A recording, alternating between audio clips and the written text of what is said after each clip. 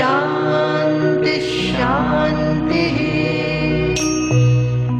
Etat hi aksharam Brahma. This akshara, Omkara itself is Brahman.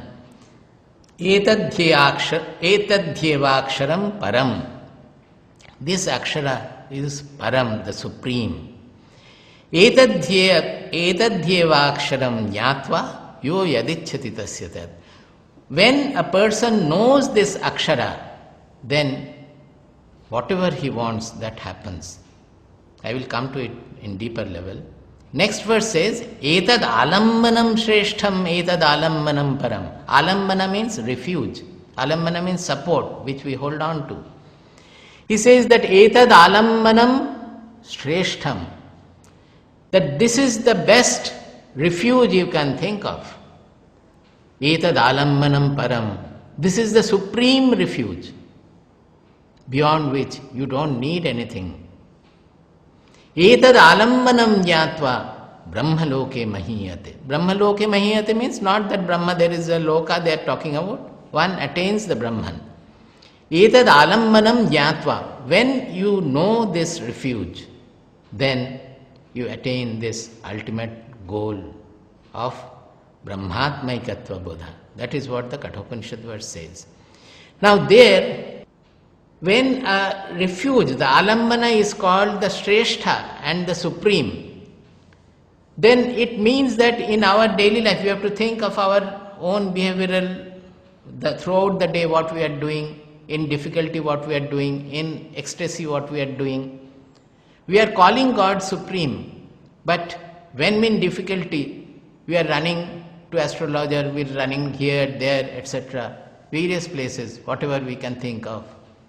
That means if God is Supreme, should we not have a full faith in that Supreme is doing everything? He is the ultimate refuge. Are we taking refuge in the Supreme? When we are happy also, are we remembering God? Generally we are not. There is still another great truth in these two shlokas. Etad alambanam shreshtham, etad alambanam param, etad alambanam jnatva brahmaloke mahiyate. See, when we are given a refuge, we just take to it without understanding its greatness, its dimension. Suppose, let us take, I believe most of us are spiritual seekers. Suppose when we go to a guru and he gives a mantra, let us say it is Namah Shivaya. A mantra is given by the guru. Now when it is given, we know that it is a mantra, we know its sound, maybe we try to perfect the sound to make the proper pronunciation, and how many times a day I have to chant, or how many hours I have to sit for meditation and chant this mantra. Accordingly we practice. But do we know what is the power of this mantra and what it represents in reality? What is the Atma of this mantra? Where lies the strength of this mantra? We say Namah Shivaya, Namah Shivaya. Neither we know the meaning of Namaha, nor we know the meaning of Shiva.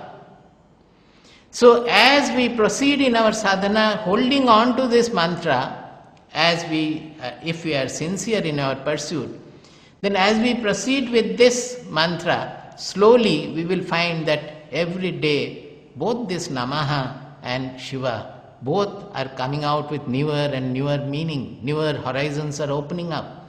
The idea of Shiva is completely undergoing transformation. Namaha means I prostrate before. I say I prostrate before, I prostrate before. Even when we go to a temple or to Guru, we prostrate also. But is our mind really prostrating? Namaha means humility, where we should feel the whole being is melting in front of this great power, great Lord, or whatever the truth, whatever is represented by this truth. In this case, it is this Omkara. When we start, even if we chant Om, we don't know the power lying inside. We don't know the dimension of the Omkara or the Brahma Vidya. Even Brahman, concept of Atma comes concept of Brahman. We don't have the idea of it fully. Only when the words become realized, we come to know that what it represents. As the Namaha becomes more and more real with us, the whole being will melt. While just uttering Namaha, our being should melt in gratitude, in love, in humility. Unless we feel that gratitude and humility while uttering Namaha, the Namaha is powerless. It is like the picture of a fire. As I always give this reference, that with the picture of a fire, oh, it looks like fire, but you cannot do anything with that. You cannot cook your food with that. Similarly, that Namaha, as long as it is not blazing forth with the humility, with the gratitude, that there will be the sensation, it becomes experiential. The whole being will melt in front of this great truth, this universal truth. Then only the Namaha will become powerful. Similarly, Shiva. Shiva means actually the Atma. We may start with a model of Shiva, with an imaginary conception of the Shiva, Murti of Shiva. That is fine. But slowly that Shiva should expand and spread over the entire universe, and still further, where it represents the consciousness on which the whole existence is appearing to be. When it takes, the Shiva means the Atma, and what is that Atma? It is not that puny I within our body, it is the Brahman, the substratum of the entire universe. So that Shiva, when we are prostrating before Shiva, what are we doing? Seeing the greatness of our own Atma, seeing the greatness of this Brahman, our mind is prostrating before that, our mind is melting, is getting merged in that infinitude. That is what should happen. Then only when it happens in reality we experience it, then the mantra becomes known. Before that it is only we have taken from a guru or from somewhere and we are doing the japa, but we don't know what the mantra represents.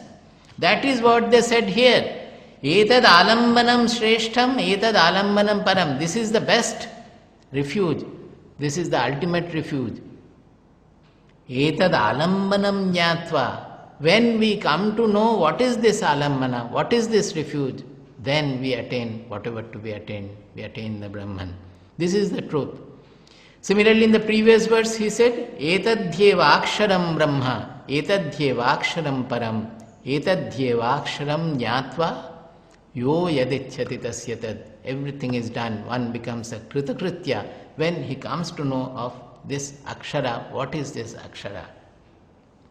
Now, this is what Om is. Now, here this Om represents the entire Brahma Vidya. As I said, from going from the Dehatma Bodha, or my small idea about myself, my own identity, to the Brahmatmaikatva Bodha. This is the content of the Upanishad. And this is what the Om represents. But to help us to go to this transcendental level of realization about the truth, about our Atma, about the Brahman, about the Om, in Mandukya Upanishad, the Rishi has taken illustration from the world, what we know. See, this is how we call that the Shruti Mata. The scriptures are called Shruti Mata. They are much more loving than our mother. They know the difficulty of anybody who is always caught in the fragmented world. Throughout the day we are dealing with fragmented objects, fragmented personalities. This I like, this I don't like, that person I don't want to see his face, this person I like very much, I don't want to leave him. Everywhere it is likes, dislikes, preference, prejudice and fragmented world. From that world we have to go to a level where everything is an expression of the same truth. That oneness, the transcendental oneness. That too, when I say oneness, you might be thinking about space, the objective oneness. It is not that. The whole objectitude also is an appearance in that consciousness. This consciousness can never be known as an object before you. That is why it cannot be expressed by any concept. That is why in the Vedas it is spoken of as neti neti, na iti. Because if you say iti means this is what the truth is, then it becomes a concept for you. Again a concept before your revealer, Atma. So it is an object before the Atma. It is no more the truth, the subject anymore. So, everywhere this truth being transcendental, the Upanishads have taken recourse to some objective illustration which will help us to expand our mind, to take to higher and higher abstraction, loftier and loftier, subtler and subtler abstraction, and finally reach the transcendental level. So in Mandukya Upanishad, they have said, the first verse in Mandukya Upanishad, it says, Om ityetadaksharamidam sarvam tasyopavyakhyanam bhutam bhavad bhavishyaditi sarvamomkara eva yacchanyattrikalatitam tadapyonkara eva. Om ityetadaksharamidam sarvam. He says that Om Akshara, this Akshara Om, covers of everything. The Akshara Brahma and Kshara Brahma, everything is covered by this Om. It represents everything. Tasyopa Vyakhyanam. I am going to explain, the Mandukya Rishi says that I am going to explain you what is this Omkara. He says, Bhutam Bhavad Bhavishyaditi Sarvam Omkara eva. Bhutam means past, Bhavat means present, Bhavishya means future. Generally we say that we always think in terms of time. We say, what was there in the beginning of the creation? We don't think about it. When we are thinking of the creation, what was there in the beginning of the creation? Without any material object, there cannot be any time. So what is that meaning of the beginning? As if the beginning of time we can spot anywhere. Truly speaking, in our Shastras everywhere, time is never linear. I think our objective scientists should learn that we consider time to be linear. Actually, our rishis have always used time as a cyclical process. Because time always means there is a difference, there is a causality involved. The cause precedes in time and the effect follows in time. Time means there are divisions, there is already a creation. If there is no division, no fragmentation, there cannot be any concept of time also. So the truth has to be transcending the concept of time. It has to transcend the past, future and present. Although we say truth is the present in many cases, it is not the present in that sense, it is transcendental. Whenever the time comes, the srishti, the existence, the matter, the fragmentation, the worldliness, everything comes together. To go to the truth, we have to go beyond time. So he says this truth, the Atma, the consciousness, the Brahman, it encompasses the past, present and future. Not only that, he says, Yacchanya trikalatitam tadapi omkara eva. Whatever is beyond these three kalas, that means past, present and future, that is whatever is transcending time, that also is Omkara. The Mandukya starts with that. Then he says that this Atma is everything. Whatever is, in the next verse he says, Sarvam hyetad Brahma. Whatever is there, it is all Brahman. I am Atma Brahma. Immediately, when we say everything is Brahman, we think of an infinitude. The whole universe is Brahman. Fine. But next, he corrects us. I am Atma Brahma. Whatever we are thinking as I, throughout the day we are using a fragmented small I. He says, no, that is also this Brahman. There is no difference at all. Soyam Atma Chatushpad. Then this Atma has got 4 sectors. Now normally the Atma does not have any sector at all. It is indivisible. But the whole fragmented universe is appearing in that Atma. So the Atma it cannot be divided at all. It is one, and not only one, it is transcendental. But to help us to go beyond this, go to that transcendental level, Upanishad is taking the example of dividing this into 4 quarters. Just like the 3 kala, that past, present, future, and whatever is Trikalatita, all are embodied in the Atma. Like that, Mandukya Upanishad has taken the example of the 3 states of our being, the common states of our being, that is wakeful, dream, and Sushupti, the deep sleep. These are the 3 states we know of. We are always moving from the wakeful to dream to sleep and again waking up. These are the three states we are experiencing. Now, he is talking about another state which is not really a state but which encompasses all these three states also. The fourth, he is calling it Turiya, the fourth. That is why he says, Soyam Atma Chatushpad. The four, it has got four sectors, four aspects. The fourth one is Turiya. What is that Turiya then? See, when we are wakeful, we have a wakeful body, we have a wakeful world where the body is moving around. It is all known by what?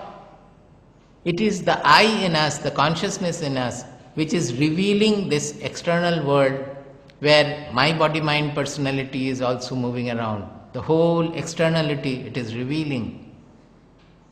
So, this I, the external, everything is changing, but this I is not changing. Otherwise, we would not have known the changes in the external universe.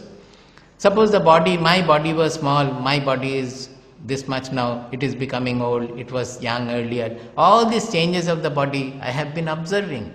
So that I is not undergoing the change along with the body. I remains aloof from the body. Similarly, for every aspect of our being, the mind. Now, good thought is there, some bad thought was there, the mind was like this, mind was like that, now the mind is like this. All the changes of the mind, whichever had been taking place over the so many years, I have been observing. So, I is not changing with the mind. It is always remaining aloof from the mind. Similarly, for the intelligence also, the buddhi, it was sharp, it is now dull, or it was dull earlier, it has become sharp. All these changes of the buddhi, I am observing, the consciousness is observing. So everything is being observed by this I which remains aloof. Now, when we go to the dream state, it is another world where we have a dream body moving in a dream world.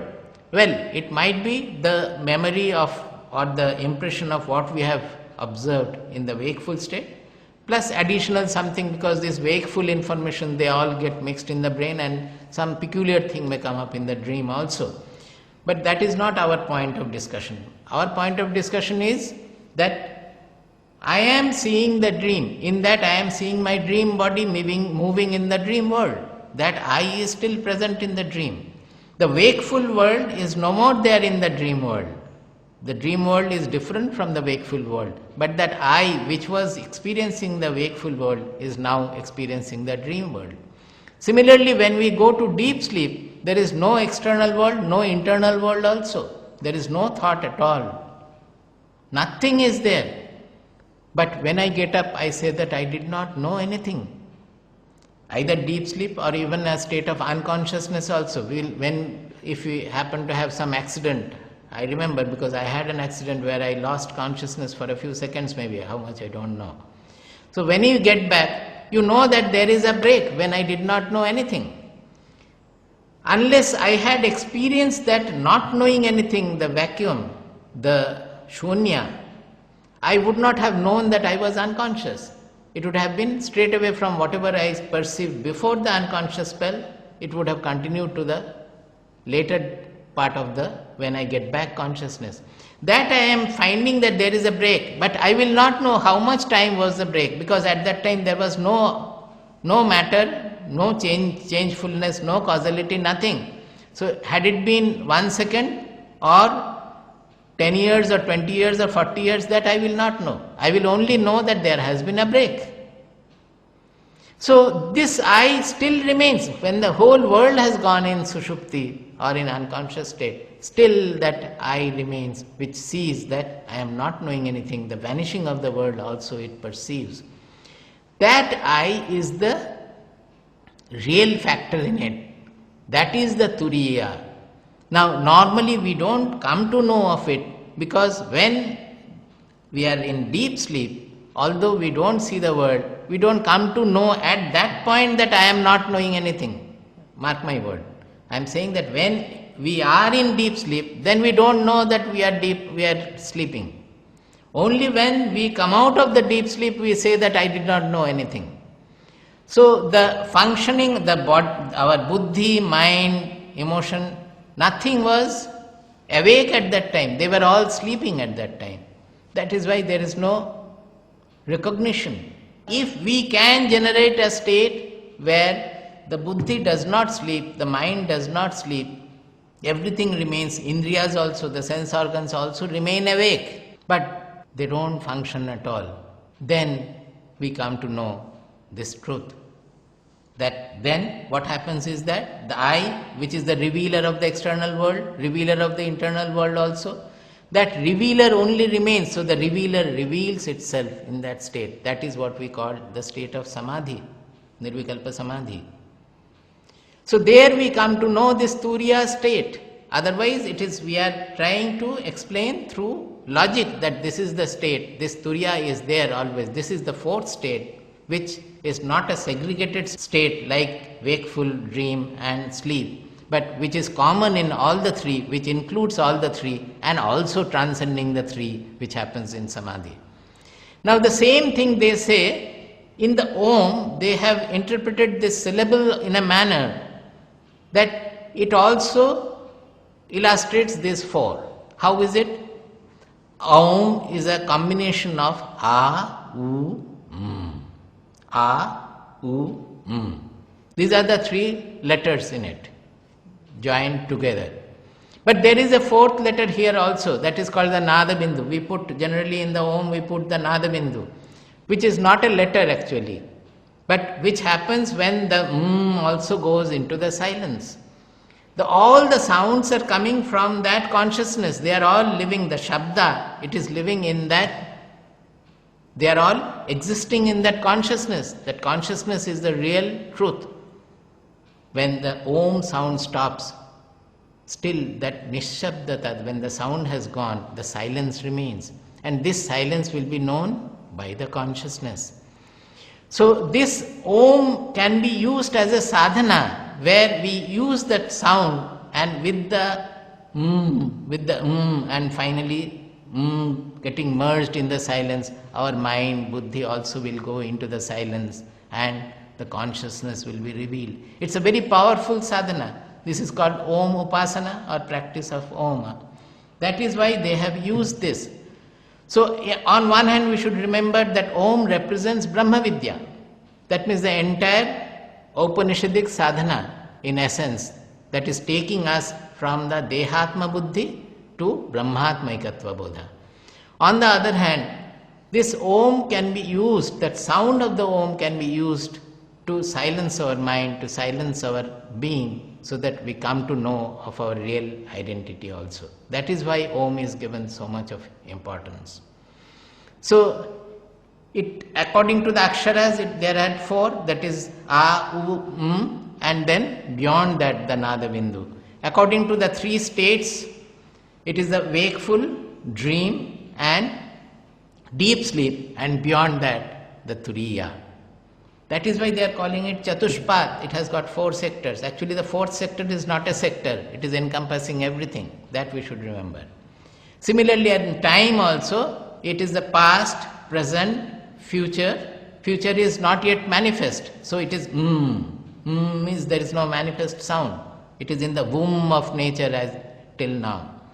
So past, present, future and also beyond, that is the Nada Bindu. Beyond is that, beyond time, as he has said, Yachanyat Trikala Titam Tadapyonkara eva, which is the Trikala Tita, which is beyond past, present, future. That is the Trikala Tita state, which is beyond time, transcending time. Now this is the way they have explained the Omkara to help us in our sadhana. We will get back to the Mundakopanishad verses again and go deeper into each verse. See, everything in our Shastras, not only one shloka, even each word can be understood in various levels. We can go to any extent of depth, you say, or expansion, you say, or subtlety, you say. Finally it reaches the truth. With anything we can do. Suppose, very commonly we speak about Ahara Shuddhi. Generally Ahara Shuddhi means, first impression will be that our food should be pure. That means we should take pure food. That is the first understanding. So we should not take anything that agitates our mind, or which is dirty, which is causing some problem to the physical being or mental being or anything. That is the ahara shuddhi. But you go next step, next higher step. It is not just the ahara through the mouth, but it is through all the 5 indriyas. The sound we hear has to be pure. The sights we see have to be pure. The touches we experience, they also have to be pure. That means purity has to be cultivated in every aspect of our sensory life. All the 5 senses, whatever we are taking in, they all have to be pure.